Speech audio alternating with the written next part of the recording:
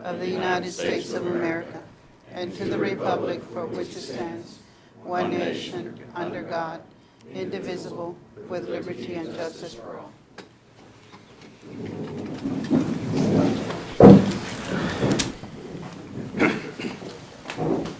Thank you. Welcome to our regular meeting of August 5th.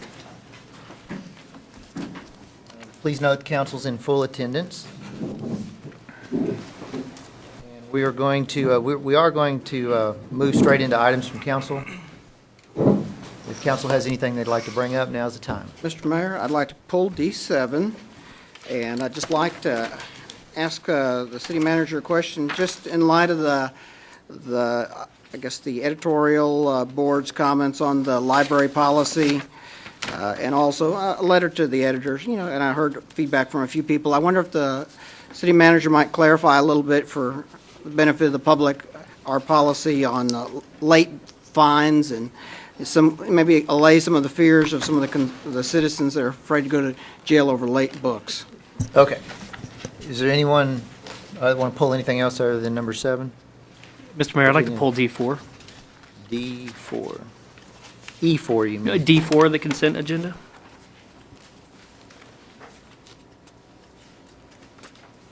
And I want to pull D5 So 4 and 5 off the consent agenda. and 7. Well, now, Mr. Hagan's talking about, which one is Was it 7? D7. D7 is a sale of I'm foreclosed sorry, property. am I looking wrong? Okay. I think you are. That's not the right one you Okay, want. you're right. I'm sorry. No, it's on the resolution. My apologies.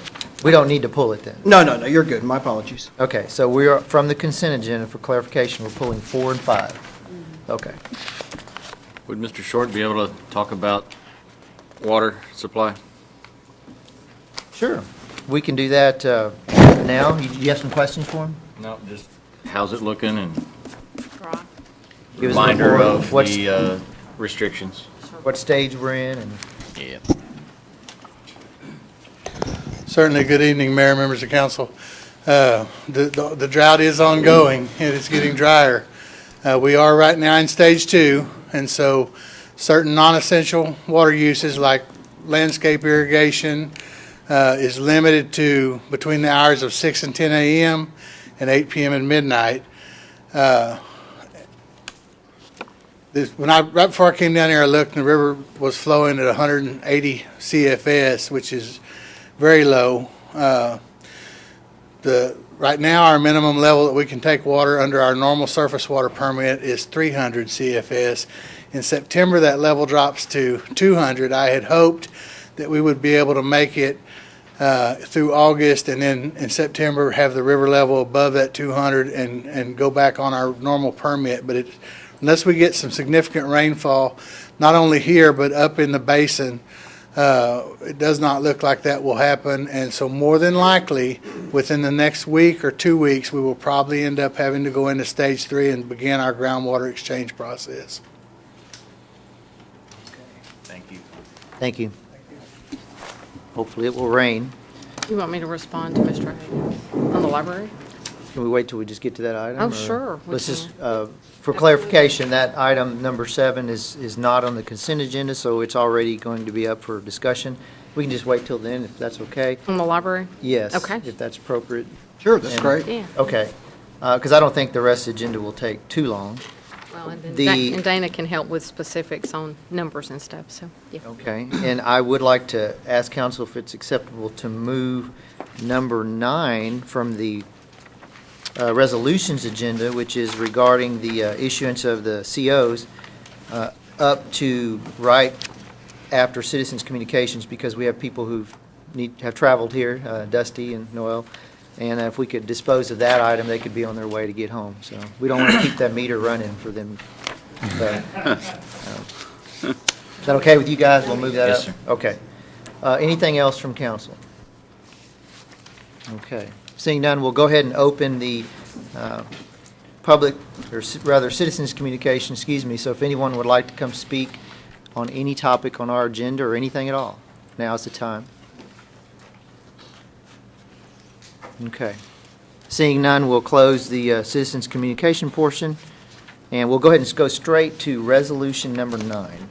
Resolution E9 is a resolution directing the publication of notice of intent to issue certificates of obligation of the City of Victoria in a maximum principal amount of $6,135,000, including the amount of bonds plus anticipated costs of issuance,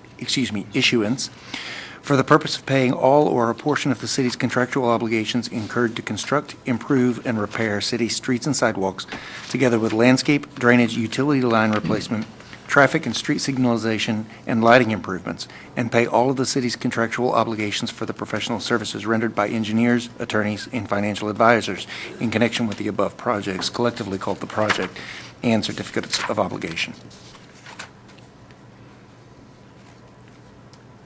Move that we adopt E9. Second. Okay. So we have a motion and a second, and is there discussion? Mr. Mayor, if I may, just Please do. few comments on this, and I know Dusty and Noel, appreciate you bringing this forward in the agenda, but this is the first step in the process of issuing the 2014 certificates of obligation. This resolution will actually allow for the publication of that notice of intent. Those are currently planned for this coming Sunday, August 10th, and the following Sunday, the 17th. The sale date is currently planned for September 16th. So we'll be coming back to you guys at that point. And just as a recap, the $6 million of bond proceeds are currently slated for several of the residential street projects, including Castle Hills Royale, Castle Hills North, Anthony Road, and then the North Heights Phase 1 street project. And as I mentioned, Noel Valdez with McCall Parkhurst and Dusty Traylor with RBC are here. We can address any questions you may have. Council, anything? I think everyone probably remembers that we originally had estimated a $7 million CO, but because this is tied back to the total appraised value and tax rate, et cetera, that we now have settled on, y'all arrived at the 6.135 Yes. So it's within the current debt. debt service, right. What's the term? Be 20-year maturity. 20-year? Very good. You guys are off the hook. No questions for our experts here, so. All right, all those in favor say aye. Aye. Those opposed? Okay, item passed. Thank you. Thank you. All right, we'll move into Section C, ordinances and items with public hearings. Now, we do have public hearing on both of these? That's correct. Okay. Item C1 is an ordinance amending Section 24-73 of the Victoria City Code related to fees to provide for charges for lost or damaged library items, repealing conflicting parts of existing ordinances, providing for enforcement, publication, codification, and savings, and declaring an effective date. We need to have a public hearing on this first. Let's go ahead and open the public hearing now. Anyone who wants to speak to this one item now or has questions can come forward and discuss it. Now's the time. Okay. So seeing no one, we'll close the public hearing on C1 and I'll entertain a motion and then we can discuss. Move we adopt? Second. We have a motion, second. So discussion? I had just one quick item. On the ordinance, item under section 24-73, first item, the default price, what is that? What does that refer to? On that line 1?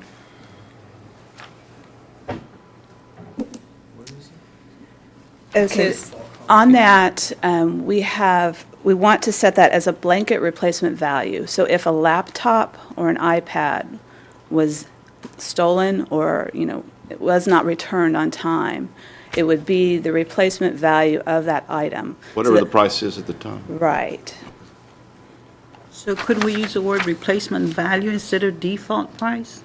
Since you used replacement value down in the bottom. Right, what it's doing is we're changing what we titled default cost to blanket replacement value or current replacement value is how I listed it on the CM1. But what is confusing is that number one, the description says the actual cost of the item to the library or a default price if item cost is unavailable. And you're saying in the bottom of the, number three, you're calling it the replacement value. Do you mean to say replacement value for both or not? That's not, that wouldn't be Dana's, I think that's probably something That's with the probably a code question and for- not sure. Dana. Oh, okay, well, I was just So- saying, it's kind of confusing because you're using two words. Do they mean the same thing? Yes, they mean the same thing. The difference between the actual cost of the item to the library at the top and current replacement value at the bottom, the reason I use different language there, has to do with the fluctuation in cost of electronic items. If we have to replace something like an iPad and the price has changed from year to year, we're replacing it at its current replacement value, not the cost that we originally bought it for. I understand, but I'm saying that you're saying default price in one line and current replacement value in another one. To me, it means the same. It almost means the same thing. The default item cost would be a dollar figure that we've chosen for that item in lieu of trying to go back and determine the actual cost of whatever that item is. So if you're using a default price, you're not really replacing it with the current value because the current value is unknown. That's correct. So if you know what the replacement value is, why would you put a default price on there? Because you're not That's- trying to go back to the actual cost, you're trying to replace it at today's value, correct? Right. So the default price to me is not the current value, is you're trying to replace the cost, the original actual cost. Because that's what the sentence says. It says the actual cost of the item to the library or a default price if item cost is unavailable. But I'm replacing it with current value. Now, this may be a question for Dana, but it's certainly, the default item cost there is, as I read this, only for times when we don't know what the actual cost of the library is. It's not limited to the iPad. It's other items in the library. It's everything in the list? It's everything in the list. That's right. The only items that we're changing tonight are the ones that are bolded, okay. which is primarily the iPads and Well, I guess laptops. the way to explain it would be an item that you have, that you bought, and then it's no longer available, but it gets lost, stolen, destroyed. You got to default to what maybe it cost us 3 years ago, or would that be a way to? Probably be better. Okay. I understand I can that. understand. I was just wondering Yeah. what that language actually meant. Okay. But the ordinance itself is just addressing what's stricken through and replaced, so, right, okay. I had one question. You wouldn't do that for the e-reader too? Since it's an electronic item?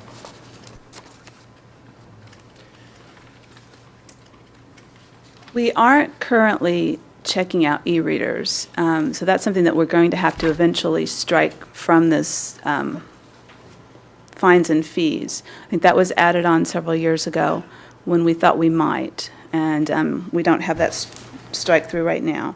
What we are circulating or planning to circulate are iPads and laptops. So this was something from several years ago.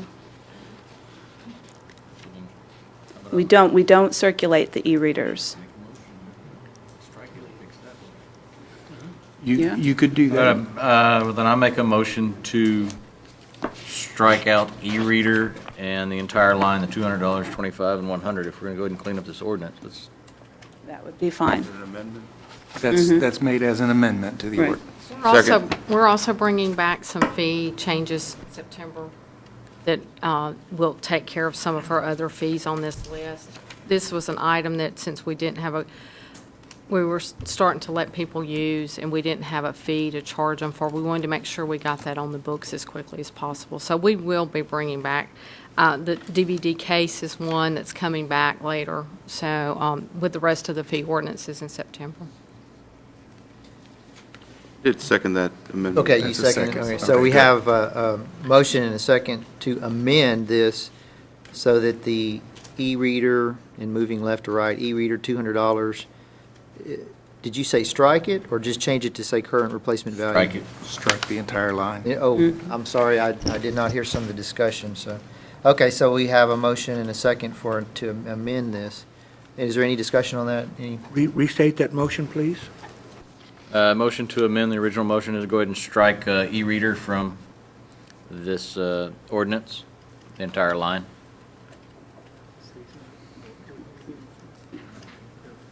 It's not needed. Correct. Okay. Any questions or discussions on that? If not, all those in favor say aye. One more question. Oh. Hold on, I'm sorry. Okay, it's I'm all right, reading. go ahead. Okay, and I had read it a couple of times to understand it. The very last item that's bold on there, it says overdue fine for laptops and iPads is $10 an hour. If not returned on time, a patron could potentially incur $100 in overdue fees before the library closed for that day. At the end of the day, the unreturned laptop or iPad goes to loss and is billed to the patron at a replacement cost. That's only if he doesn't return it or regardless? If he doesn't return it at the end of the day, Oh, okay, then we will seek that replacement. okay. Yes, ma'am. Thank you. Okay. We're on just the amendment. Any discussion on the amendment? If not, all those in favor say aye. Aye. Anyone opposed? Okay, so the amendment passed. Before taking the vote on the motion as a whole, do you want to have a discussion? Yes, we are. Thank you. Okay, so back to discussion on the item as a whole, and I think the city manager wants to respond to Mr. Hagan's questions. Absolutely. Go right ahead. Dana will help, and Thomas will help, too. We're going to share the information tonight. But just as an overall, Mr. Hagan had asked about the fines and the arrest. The library, up to 120 days, will send out notices, whether they will telephone call and they will do written notices to try to get the material back. After 120 days, if the material has not been returned, then it's sent over to municipal court to start the process of court. Court does send the patron a postcard to try to get the material back at that point. And then if the patron still doesn't respond, then a summons is issued.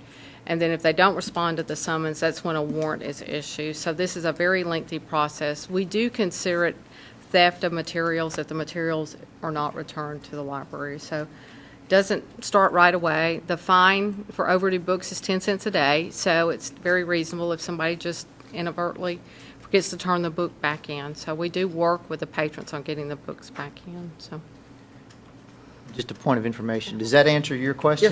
Yes, sir. I appreciate it. Thank you, City. Okay, because I want to make sure I understood the question. It was just an overview of the Yeah, process. Right, exactly. Because, because of some of the publicity about it, I just thought, make it perfectly clear so the public understands exactly the nature of how this process works. So, thank you so much. Charmel, in the case that they destroy the book, say some kid gets it and writes it or tears it up, and they're scared to bring in the book, what can they do? they can pay the replacement value. The replacement value? Yes, just as if it's a lost book. And not wait until they get the summons and all that? Absolutely right, yeah. They need to feel free to come in and state that, hey, Absolutely. my book is, damaged. Yes. Okay. Not a problem. Yes, and we're very willing to work with them. Okay. We do work with people who contact us early in the process and try to set up payment plans, et cetera. Okay. Okay. Any further, we are on C1, right? I got to get myself squared away here. Any further discussion on C1? If not, all those in favor say aye. Aye. Those opposed? Okay, that passes. Thank you. C2. Item C2 is a resolution approving the fiscal year 2014-2015 Community Development Block Grant One-Year Action Plan and authorizing the city manager to submit all required documentation for fiscal year 2014-15 CDBG program and amendments thereto to the U.S. Department of Housing and Urban Development and declaring an effective date. We have a public hearing. We do need a public hearing on this. And before we jump into the public hearing, I believe that Jared and the city manager would like to entertain a motion to amend, to make an amendment to the one-year action plan before it's adopted. And so I'll let Jared go ahead and explain what amendment he's proposing. You want me to explain the concept? Either way, I can do it or you can. I'm sorry. No, that's okay. Since we're recommending not opening the pool next year in 2015, staff discussed the possibility. We originally were going to propose doing a splash pad at the community center park in 2016, but if council wishes to consider moving that up to 2015 so we can work on getting a splash pad built at the community center park earlier, then one of the ways to do that is we would move some projects that we're proposing in 15 for Riverside Park to the splash pad, but we would also move the Bronson playground material that we're proposing in 15 to 16 and use the $125,000 to help pay for the splash pad that we would have done in 2016. So if that's a concept council likes of moving the splash pad up, then we would need this amendment now for next year's CDBG funding. So, and then plus there's, I guess, some additional funds there in CDBG that we could add to that. Yes. If you recall, we were in the process of selling a couple of those CDBG-owned lots, so that provided a little extra money. So instead of $125,000 for the park improvement, we were able to provide $140,000 over to the splash pad activity. So it is just an exchange of one activity for the other, but there is an extra $15,000, and so that's why there's quite a few highlighted changes in your amendment there to reflect the changes in dollar value. But it is a fairly simple exchange of projects. Both of them are eligible projects. So. It's just a matter of council wishes to consider moving that project up. I don't represent that district, but it seems to me that given that the pool is being shut down and the success, I live right next to one of the splash pads and it's outrageously successful, it seems that it would be a prudent thing to consider. What are you pushing off for Riverside Park? The Riverside Trail, Okay. the 375, and then the Tracy Park Playground at $100,000. So it's the trails in Riverside Park. Is that the new equipment at? It's a replacement at FLE Tracy. Yes, sir. So a combination of those funds and the CDBG, Yes. switching that playground around. Do you want that amendment before the public hearing? Correct. We would need a motion to approve the resolution and then an amendment to the resolution. You want a public hearing first, though? I think. Well, I we would wanted to make prefer- sure we discussed the proposed the amendments. public has a so chance to that the understand public what- had a chance to Right. comment on it. So I don't care either way, whatever way is the. So basically, we are replacing the Bronson Park project, which was Flipping the how much? years. Which was 125,000, Move it to 16. moving it to 16 Yep. for the Community Center Neighborhood Park splash pad for 140,000.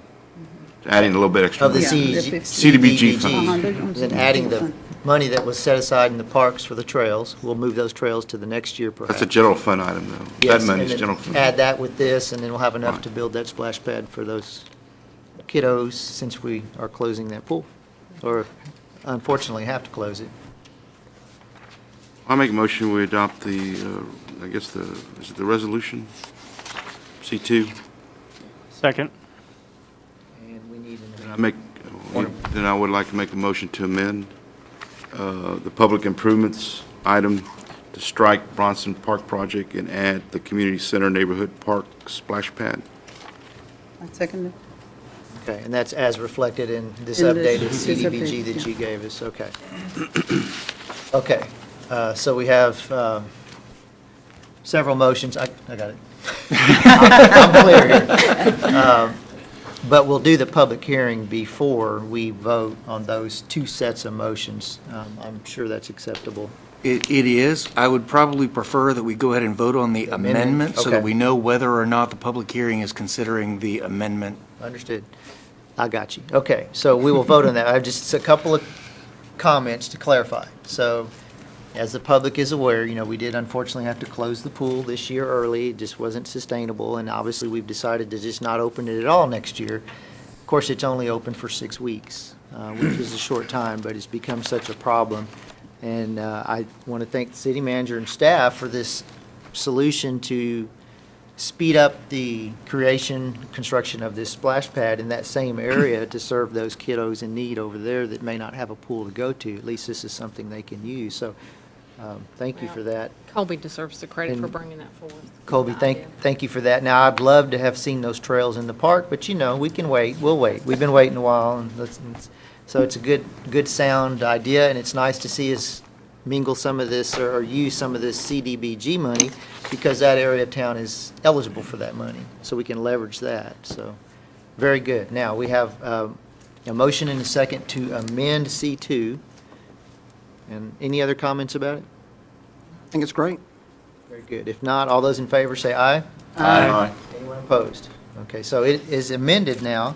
So now let's open the public hearing on C2 as amended, and if anyone wants to speak to that item specifically, that item being the entire CDBG program. Okay, seeing none, we'll close the public hearing on that item, and we have a motion and a second to adopt it as amended already. Is there any more discussion?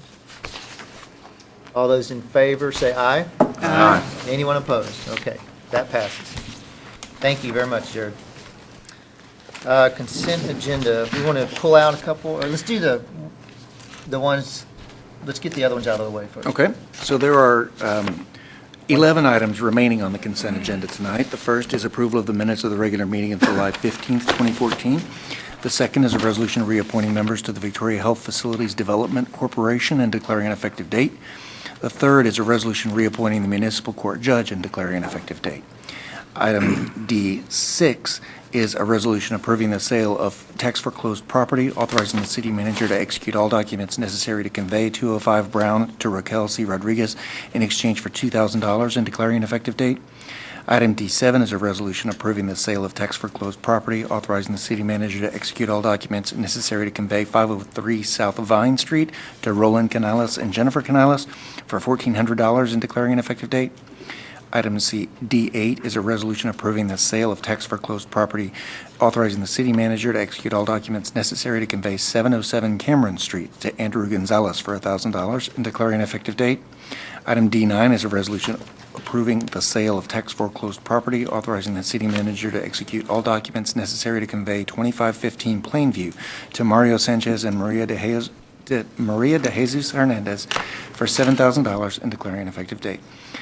Number D10 is a resolution authorizing the sale of tax foreclosed property, authorizing the city manager to execute all documents necessary to convey 3004 Meadow Lane to Platinum Home Investments for $1,000 and declaring an effective date.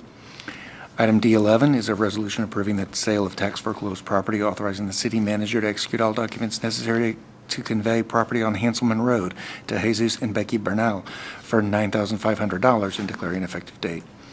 Item D12 is a resolution approving the sale of tax foreclosed property, authorizing the city manager to execute all documents necessary to convey property on Hayek Street to Platinum Home Investments for $50 and declaring an effective date. And item D13 is a resolution authorizing the city manager to execute all documents necessary to terminate the tax abatement agreement with Keene Transport Incorporated and declaring an effective date. Who we adopt? Second. Motion and a second. All those in favor say aye. Aye. Anyone opposed? Okay, those items all pass, and we'll do, I guess, D4 first. Item D4 is a resolution authorizing the city manager to execute all documents necessary to renew the annual supply contract for gasoline and diesel fuels with New Distributing Company Incorporated of Victoria, Texas, based on the Victoria Placido Oil Price Information Service daily branded low rack price for an estimated total amount of $1,897,912 and declaring an effective date. Mr. Mayor, Can we get a motion, and then we'll... Make a motion to approve D4. Second. Okay, so we have motion and second. Let's have discussion now. yeah, Mr. Mayor, I just had a question in regards to this. I noticed last year it was roughly $710,000 was the contract price, and just wanted to know an explanation of why we're seeing an increase. Sure. And kind of probably take a step back. And again, this is an annual supply contract, so we're estimating a total amount based on estimated quantities and at that price that's quoted in the actual contract. Just as a reminder, this is the total fuel usage estimated for both the city as well as the county and the transit systems. So the total fuel purchases for the last 12 months was included in the CM1. And actually that $1,897,000 I derived by taking the current Opus rack rate at the time, I think it was July 7th that this was prepared, times those total quantities. So that's how the $1,897,000 came in. And it may look like a significant increase from last year, but probably a little different philosophy on how that total number was derived there. But I think it's going to be pretty close, because right now, or I guess last year, 2013, we actually had 1.87 million in total fuel purchases, again, for all those operations. Current year projection, we're looking at about 1.85 million.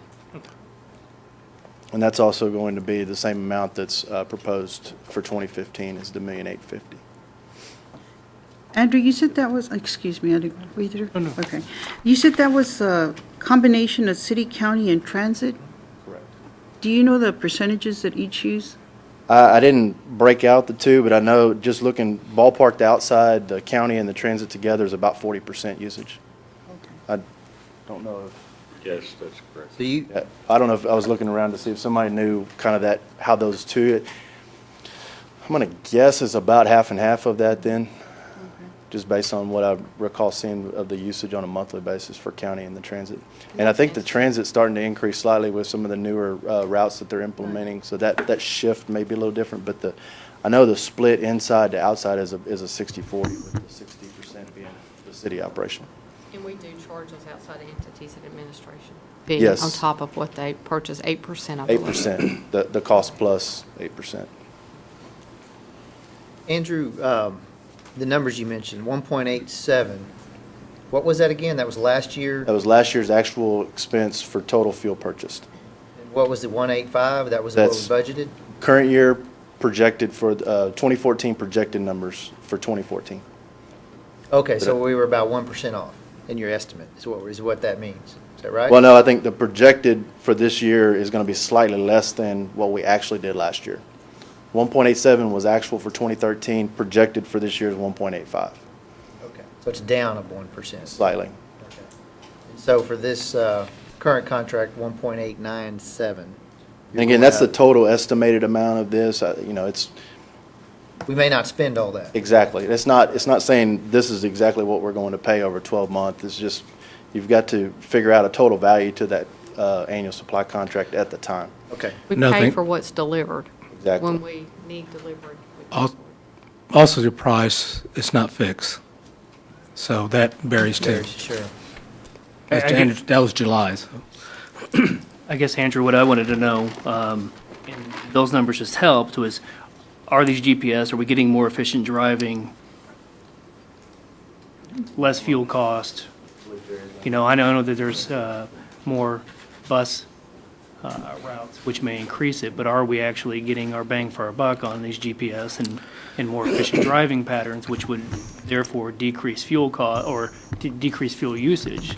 And are we actually seeing our investment pay off? And you're talking GPS on the solid waste trucks? Yeah, sure. Only, that's the only. Right, that's the only thing that we have that on are the solid waste vehicles.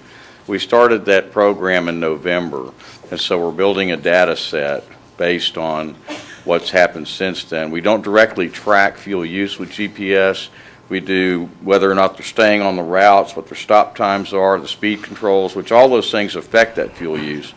And so since November, we've been building a data set with that we can then take that, develop a spreadsheet, look at what's happened over that time, and it's not something that you're necessarily going to see month by month, but we need to trend that over a longer period of time, and so that's what we're doing with that, and then going back and seeing the actual effect of that, and we'll be able to bring that back to you. But do we have that number today? No, we're building the data set to be able to do that analysis.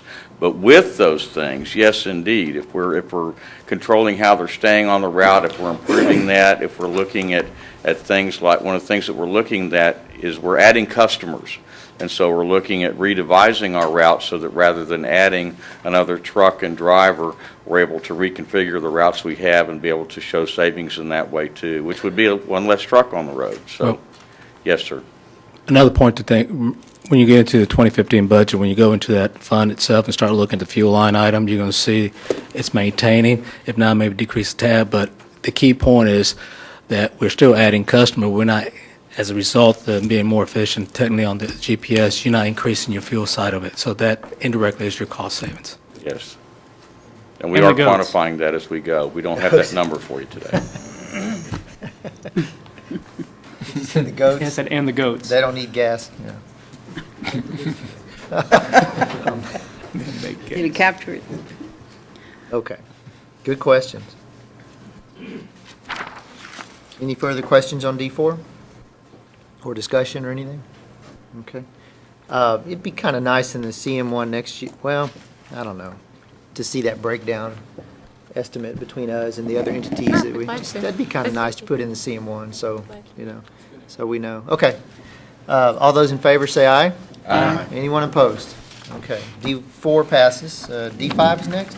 D5 is a resolution authorizing the city manager to execute all documents necessary to hire temporary labor from local agencies according to the terms and at the pay schedule set forth by the temporary service agencies for fiscal year 2014-15 in an in an estimated total amount of $250,000 and declaring an effective date.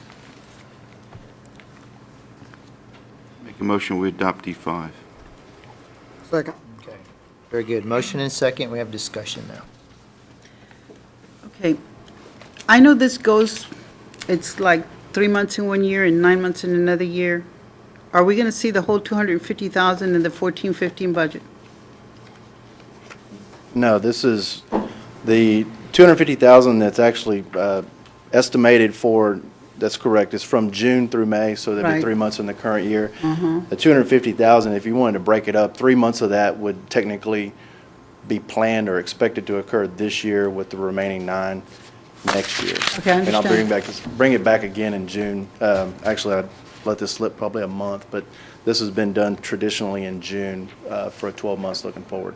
So do we budget 3 months in 1 year and, no? In 2015, you got the 12 months, that's said, but you're going to use up only a certain point because you still carry over a certain amount Oh, again. so you carried it forward. So you're doing 12 months, just that instead of have a September to September, it's just happened to be in June. You still got the 12-month, but it's just a different time allocation now. That's all it is to it. Okay. But the line item will be for the full Yeah. amount? The only way to correct this if we have a contract going from October October to to September. So September, then yeah. you have no questions because, Lines up. yeah. Yeah. Okay, very good. Any further questions on D5? Not all those in favor, say aye. Aye. Anyone opposed? Okay, D5 passes. And where are we? Should take us to Section E. E1, okay, go right ahead. E1 is a resolution reappointing 2 members and appointing 1 new member to the Planning Commission and declaring an effective date. Before we can make a motion to approve that resolution, we need to fill in the blank for the 1 new member to the Planning Commission. There were 5 different applications included in the packet, and Mr. Mayor, I have ballots that we can use to go through that process as we've done in the past at your pleasure. That's probably the easiest way, and everyone, so this is to fill in that one spot. We're reappointing 2. And this is Right. that one miss, okay. So I will go ahead and pass these. Can we discuss any of these first, or? Sure. I sat on the planning commission, as did the mayor. I just want to say, I think it's really important that there is somebody with construction experience on there. A lot of what the planning commission does deals with subdivisions, plats, code issues.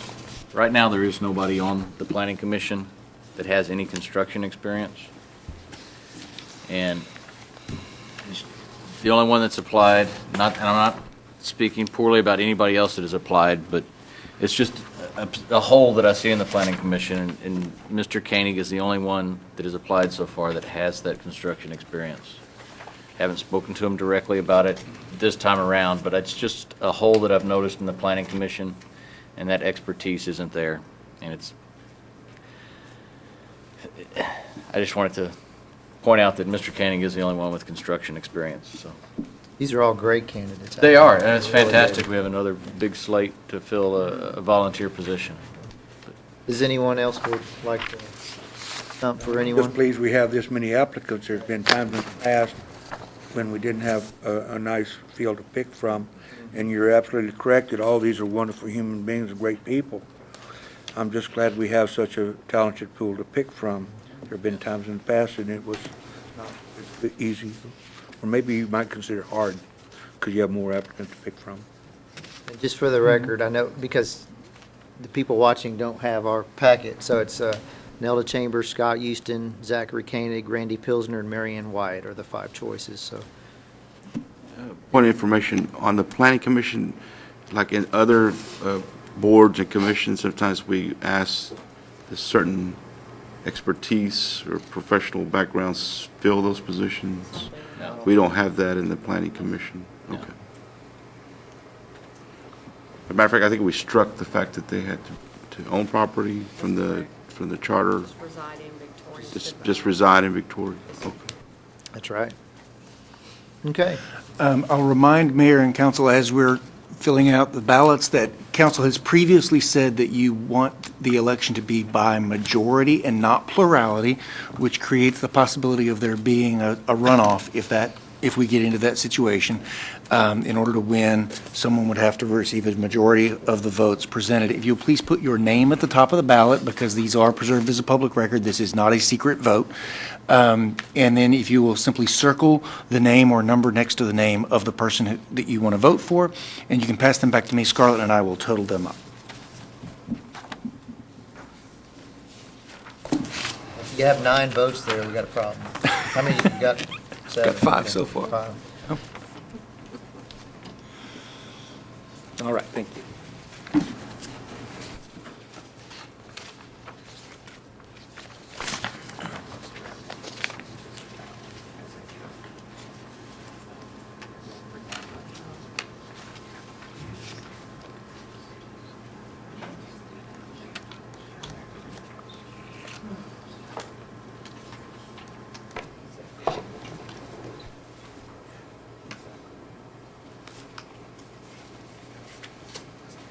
While we're waiting, just a reminder that UHV does have their public meeting tonight, I believe. Mr. Alvarez, 6 o'clock, is that right? Yes. Okay. No pressure to get Can you hurry out up? here, but if anyone wants to go to that meeting, it's after this one. Can you hurry up? All right, that is 6 votes cast for Zachary Koenig and 1 vote cast for Nelda Chambers. So we will fill in the blank with the name Zachary Koenig, and then we are approving the resolution as presented, or entertaining a motion to approve as presented. We have a motion already, is that correct? We do not. Okay, I Make a motion to approve E1 as presented with Zachary Koenig in the blank that's listed there. Second. Okay, so we have a motion and a second. Is there any discussion at all? Seeing none, all those in favor say aye. Aye. Anyone opposed? Okay, that passes. All right, item E2 is a resolution authorizing the city manager to execute a Preservation Incentive Program grant agreement with Victoria Preservation Incorporated for a project consistent with the city's Preservation Incentive Program in the amount of $900 and declaring an effective date. Make a motion to approve E2. Second. We have a motion and a second. Is there any discussion on this item? How much did we give them? Is How this much do for- they have? Yeah, because aren't they get half of it every time they pull something? Well, this is Okay. $900, but Right, That's not but what they you- have a pool of how much money. they- maximum. oh, the line item? Yeah. The maximum. 30. Wasn't it 30? 30,000 for the maximum, and I don't remember. How what much we have they gave spent? Search, 14 or 15,000 for moving the house. yeah, 12,160. okay.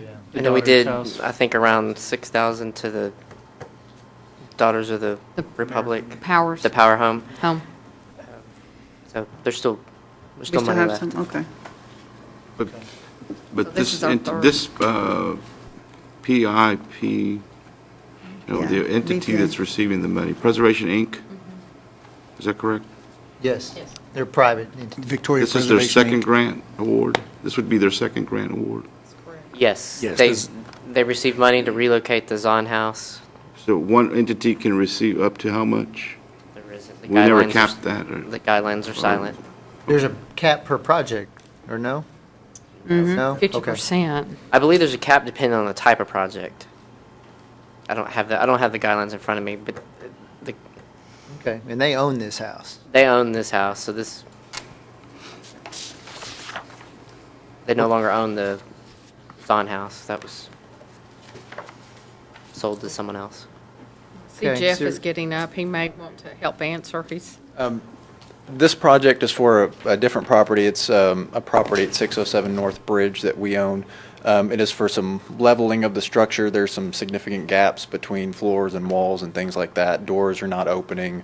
It's currently rented to a real estate company, so we want to keep it up, keep paying taxes on it, keep it rented.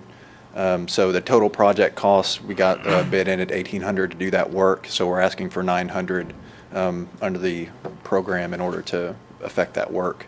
I believe the cap per project was $20,000. If you're going back to the program itself, there's a $20,000 cap on the non-facade grant portion of the program. So there's the other projects, and then there's the facade grant. So there is a cap of $20,000 on an individual project.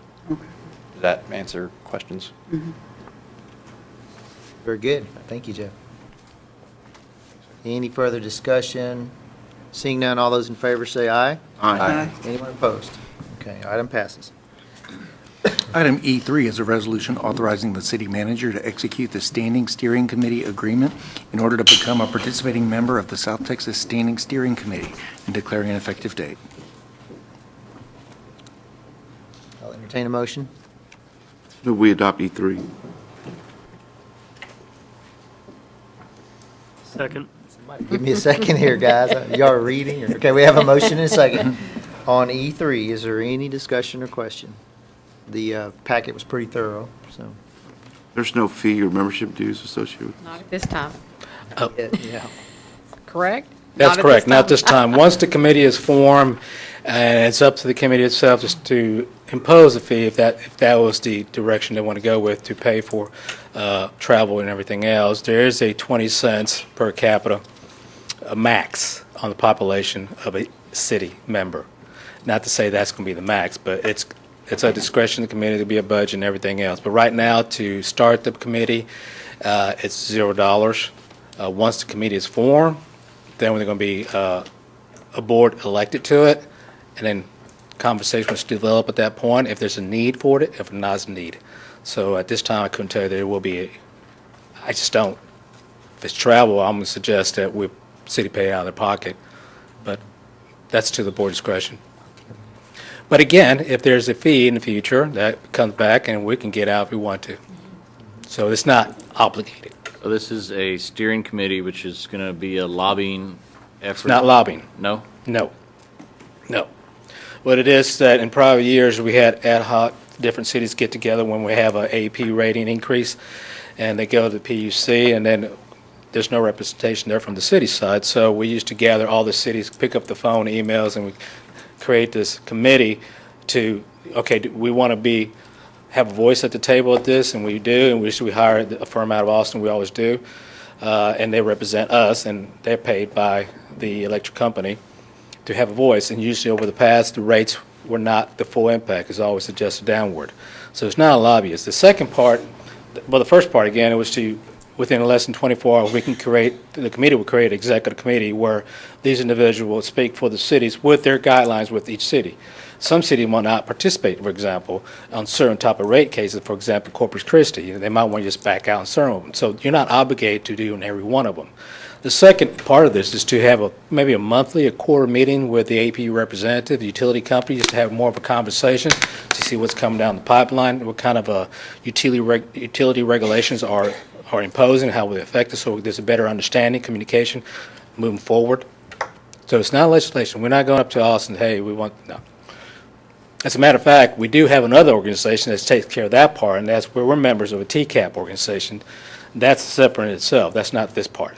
This part deals with the customers itself. TCAP deals with the market itself.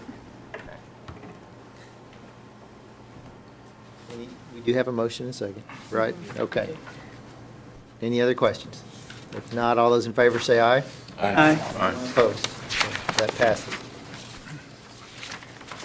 Item E4 is a resolution appointing Gilbert Reyna, Jr., CPA, as the representative to perform the effective tax rate and rollback calculations according to Section 26.04C of the Texas Tax Code and declaring an effective date.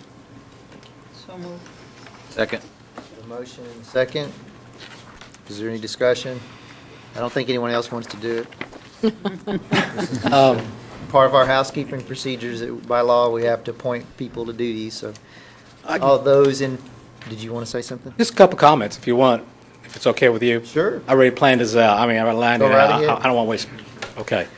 Now, the gentleman's handing out a couple of handouts, and just for FY, really, that's what it is. The first handout is an effective tax rate calculation, just in case some individuals like to see how the process is done, where the numbers are coming from, how it's all derived, and how the number is developed. The second worksheet is a brief I just wanted to show council, and I'm kind of a number guy, I know Mr. Bognon's a number guy, I said, how do we go from this point to where we're at right now? You know, we had several workshops, we start off with talking about a 60-86 tax rate, then a 58 tax rate, now a 58-40. I just wanted to show you what are the reasons, two primary reasons, I'm not going to go through this whole worksheet, that caused where we're at today. And I'll wait till you get your handout. And I'm going to address the one in color, basically. Okay.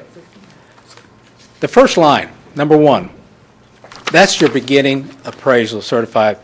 Every year at this time, the appraisal gives us a certified number. Well, typically you would think that number is set in concrete. It's not. It's a movable item. It keeps moving throughout the month. So August, you might have a different value of that. So that keeps changing to the next year. So you're going to start off with a different beginning balance every time. I knew that. But in this case, the balance came in higher than I thought. It came in about $58.8 million higher. And that's a 1.8% variance. So as a result of that, as you increase that beginning balance, that directly will affect your effective tax rate, which will increase your effective tax rate calculation to increase as well. So it has a direct relationship.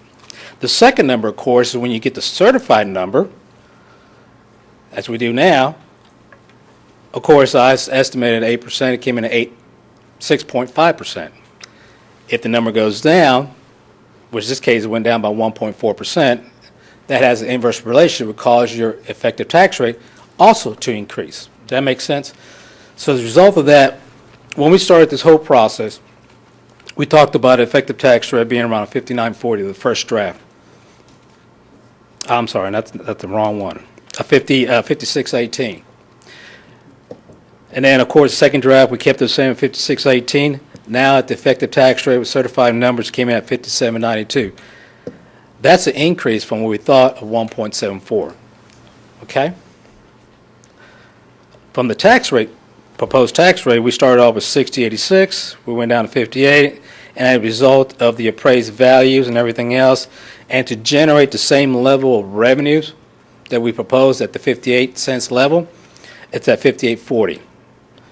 So instead of having over $1 and some change in excess, now you're only less than half a cent away from the effective tax rate. Does that make sense? Which I think, in my opinion, of course y'all have your own, it's a better picture. And again, you know, numbers are always funny. Until you get those numbers concrete, you can always talk, but I'm glad we had the discussion. Yeah, this is good. But that's all I want to talk about. But y'all can take this home and just take a look at it, but it's all there. Very good. Okay, and we have, as you mentioned, plenty of time to talk about that more. Oh. We have a motion and a second on the floor to appoint you as our representative to perform these calculations. After the No one fact. else wants the job. All those in favor say aye. Aye. Anyone opposed? Okay. Number 5. Item E5 is a resolution calling for public hearings on the 2014-15 City of Victoria budget on August 28th, 2014, September 9th, 2014, and September 16th, 2014, at 5 p.m. in the council chambers at 107 West Juan Lynn Street, Victoria, Texas, and declaring an effective date. Council? So moved. Second. We have a motion and a second. I would assume there's no discussion on these dates. All those in favor say aye. Aye. Aye. Anyone opposed? Okay. What he's saying, just send another copy of the calendar just in case you want to Okay. take a look at it later. Very good. E6. Item E6 is a resolution authorizing the publication of the Notice of 2015 Tax Year Proposed Property Tax Rate in accordance with Section 140.010 of the Local Government Code and rules of the Texas Comptroller, as the calculated effective tax rate data has been delivered to the city by the tax assessor, and declaring an effective date. Mayor, I got an amendment. I just Okay. caught it the other day. Sorry, Thomas. It reads 2015, I believe. Should be 2014. Thank you. For the notice date? 2014. It should be 2014 instead of 2015. We're doing 2014 tax rate. Hang on, let me. Okay. I'm gonna- Stand by. No rush. We should just amend it. Yeah, whether we need it or not. So, yeah, Somebody make a motion? Yes, we do need to amend it. I move that we accept E6 as amended to change the date. The First, notice let's of- make a motion to Oh. amend it. Oh, to motion change to the amend date. Yes, ma'am, just to Okay. change it. Change it from 2015 to 2014. That's I right. move that we change the date from 2015 to 2014. Thank you. Second. Okay, we have a motion and a second to amend it, E6, as stated. All those in favor say aye. Aye. Anyone opposed? Okay, so it's now amended to say 2014. We do not have a motion, do we? Oh, I move that we accept E6 Okay, thank you. We have as a amended. Motion, a second to accept E6 as amended. Is there any discussion on it? Seeing none, all those in favor say aye. Aye. Anyone opposed? Okay. E6 passes, we'll move to E7. All right. E7. You're Sorry. eager. I know you need to get out. That's okay. No, we're not Well, rushing. what the officer just handed out, just FYI, that's what's going to be published. If you want to know what's going to be published, that information which you received, that's what's going to be published. I just want to let you know what it This was. part that was passed out. That, exactly what's going to Okay. be published. Thank you. All right.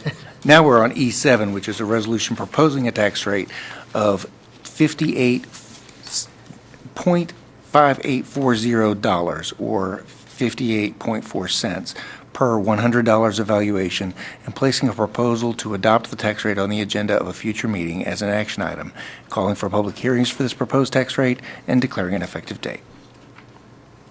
So moved. Second. Okay, so we have a motion and a second. And just a further point of information, we can go down, but we can't go up. You can go up, but you have to start all over. That's correct. Process Like I all said, over, like I so- said, And we can go down, but we can't go up. if you want to go up, Yeah, we have you need to start early. So We we run are out of not- time. We are not voting on the tax rate right now. Make that clear to the public. That vote comes later per the calendar that we just approved. Okay. Any questions? All those in favor say aye. Aye. Anyone opposed? Nay. Okay.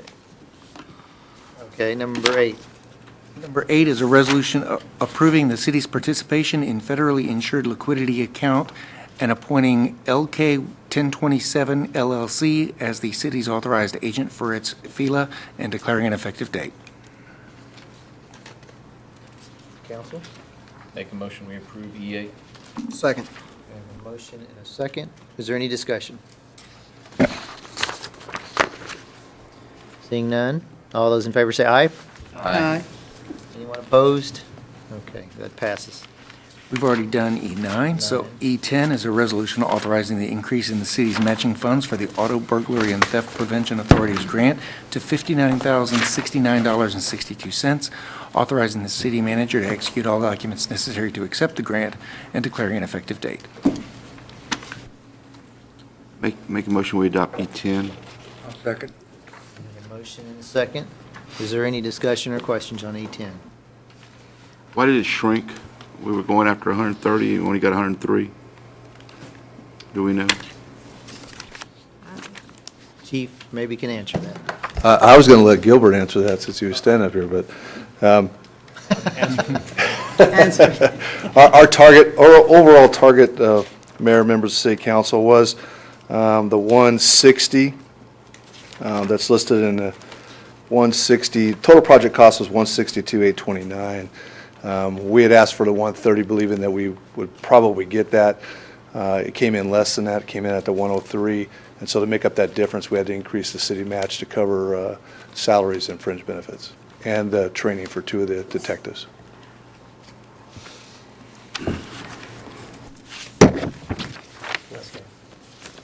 I'm sorry, that answered the question?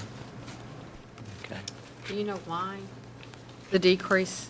I believe that was Councilman Alvarez's, one of his questions was why. No, I don't, we just came in less. We weren't given a reason as to specifically why the award was less. We typically, we ask for more oftentimes than what we'll actually get. In this particular case, we felt that we were going to get that.